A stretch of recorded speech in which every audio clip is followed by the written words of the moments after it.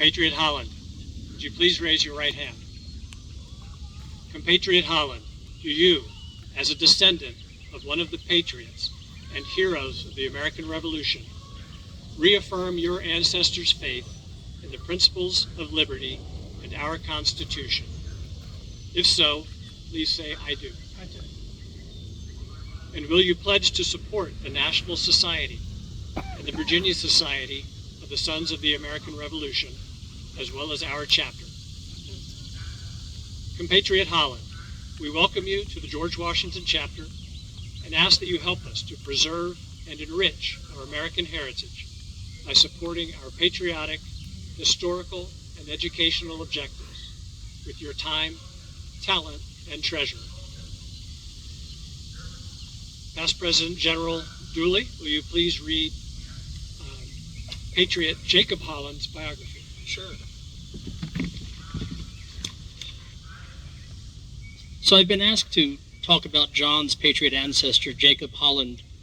How many of you are familiar with the Battle of Brooklyn? This is also known as the Battle of Brooklyn Heights and the Battle of Long Island. It's all the same battle. This battle took place in late August 1776, less than 2 months since Congress had declared that these united colonies were free and independent states. The Battle of Brooklyn was the first major battle after we had declared our independence, and it was one of the largest battles of the war. This was the first battle in which soldiers from all of the newly independent 13 states fought as a continental army, and it was a battle that we lost. We not only lost, we embarrassed ourselves, we were routed. It was still more than a year before Friedrich der Steuben would come over from Prussia and instill military discipline in the Continental Army.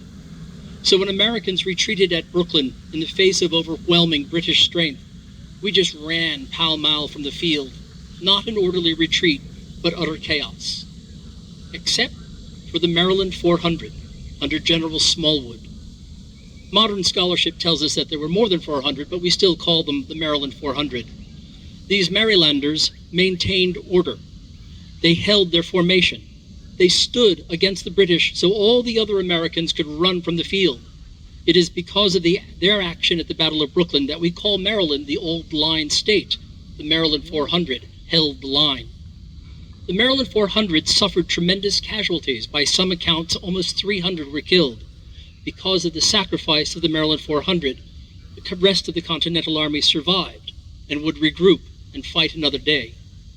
John's ancestor, Jacob Holland, was one of the Maryland 400, and he was one of the few who survived. One of my patriot ancestors also fought at the Battle of Brooklyn. He was a private in the Continental Line from New Jersey, just a 19-year-old kid from Hackensack.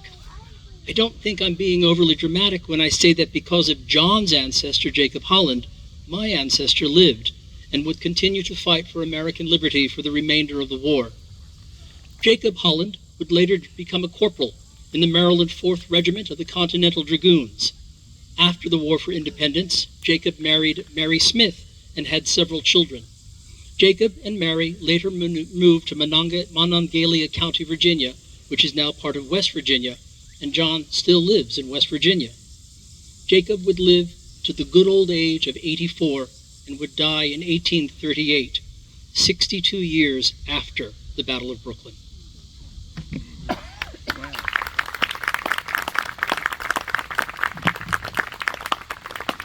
Thank you, Joe. It is now our privilege to present you with your membership certificate and to place the SAR rosette on the lapel of your coat. This rosette is the official recognition emblem of the Sons of the American Revolution. Its blue and buff colors represent the colors of the uniform worn by General Washington. Please wear it proudly.